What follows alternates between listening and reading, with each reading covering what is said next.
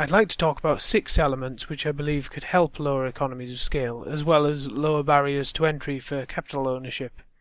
Automation, which we have discussed extensively. What I would call mono-materialization, which I will explain shortly. Distributed manufacturing, as we're seeing with the rise of commercial additive manufacturing in the form of 3D printers. Distributed information. That one is largely complete, but needs protecting from degradation. If you grew up in the era when the internet got big, the late 90s, early 2000s, then you know how much it has changed society for the better. Distributed energy. Solar panels are improving year after year, and there is nuclear fusion yet to be mastered. And finally, distributed agriculture is another one. Now let's look into those in more detail. Now, automation helps the propertyless proletarian gain property and graduate to becoming petit bourgeois or an artisan, because a society in which levels of human labour that must be compensated are unnecessary only incurs costs for raw material procurement. As automation causes labour costs in the private sector to drop to zero, the costs for government administration of welfare drop to zero too. The non-coercive and restrictive parts of government then become indistinguishable from private charity from a strict right libertarian perspective, being that the definition of a state under that philosophy is essentially a coercive organisation. Imagine municipal welfare facilities that have robots churning out robots to sign over to private ownership for free. Each person can take a robot per X months and build up a stock which they can use to build more robots if they get the requisite materials. This would drop the barrier to private property, since each robot would be a means of production privately owned for artisanal purposes. Also, my waifu! Of course, something else is needed to make this system work well. That's the monomaterialization I talked of earlier. One economy of scale effect is that scarce resources such as oil or rare earths require very large corporations to extract or distribute them, meaning that the economy is very dependent on centralized entities, and correspondingly governments tend to over-rely on these resources to solve all of their funding problems. With elements concentrated in particular places on Earth, large-scale supply chains are needed to fulfill our needs. Monomaterialization, as I now coin it, is the process by which the number of different materials needed to produce a product is reduced over time, and the possibility for a single material fulfilling that role is correspondingly increased. So a given material must be extremely common and able to act as both structural and electronic components. We must be able to build the bodies of robots completely out of variations on this basic element. Carbon holds that promise with its many allotropes. Graphene and carbon nanotubes hold great promise in being both cheap and abundant, and also able to fulfill a myriad of roles, structural and electronic. Graphene sheets can be bulletproof and also conduct electricity better than silicon, for example. With a completely fulfilled automation and monomaterialization process, much more local production becomes possible. Graphene may require other elements to be produced as of yet, but over time the amount of extra elements needed may be reduced. Indeed, we should find ways of doing so, and increasing spending on research into graphene production.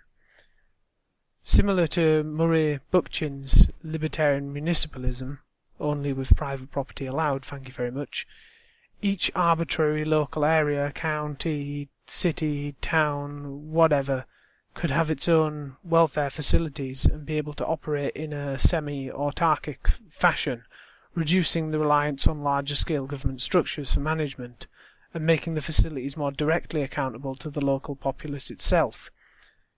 Each municipal area could grow its own trees or find another local source to harvest its carbon for the production of robots. Energy too can be decentralized and distributed in the same fashion, as graphene and nanotubes also hold promise for solar cells and similar devices such as rectennas.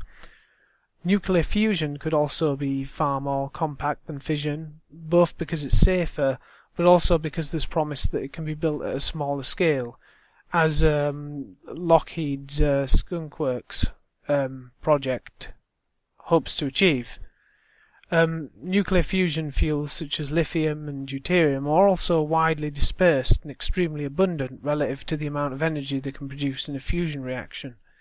If a nuclear fusion reactor could be built the size of a truck, then each municipality could have an underground reactor for large-scale power beyond solar, and of course being fusion-based there is no danger of uncontrolled chain reactions or meltdown as in fission. Agriculture may be decentralizable too, in the form of vertical farming, in that it frees us from having to use very large fields, occupying a wide horizontal space. Facilities would be automated and locally self-sustaining, and therefore free from a human perspective. The freeing up of land that would have otherwise gone to agriculture should reduce its price, making it further easier for people to purchase property and land, possibly even from accumulated welfare. Manufacturing can also be decentralized. 3D printers will surely evolve into more advanced additive manufacturing machines, and they can make almost anything from graphene and or nanotubes or other carbon allotropes. Each home could have a cupboard-sized printer able to produce full-sized human robots, waifus, as well as other machines or parts for machines. Everyone can become private owners of such means of production, as well as enjoying the bounty of social facilities. Widely distributed and free information is already available on the net. We must secure net neutrality and reduce copyright law consistently.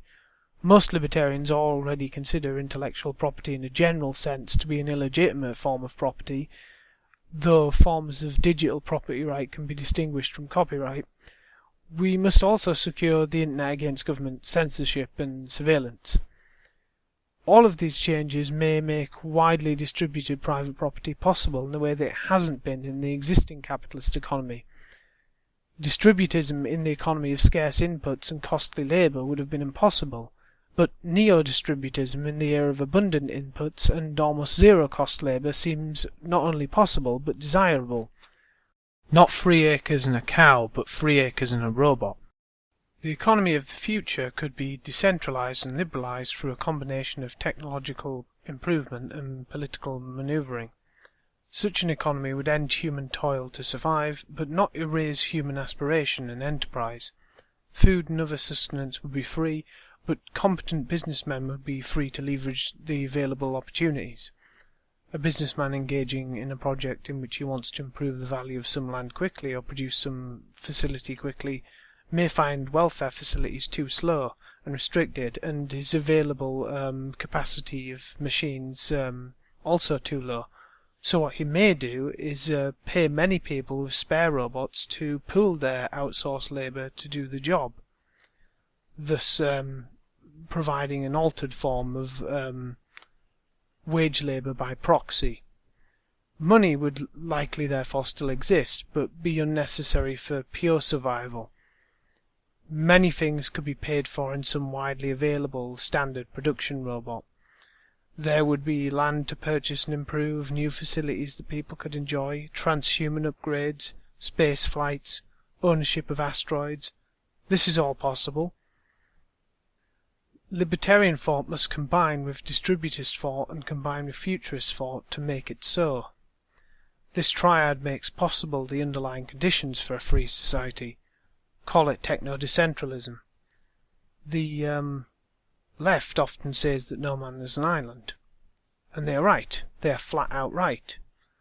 The libertarian challenge, then, isn't to obfuscate with talk of the market ubermensch that we all know we could be if the dad state stopped breaking the NAP on us with his belt buckle, but to address the material conditions that force people to depend on each other in ways that result in coercive relationships and struggles over control of resources.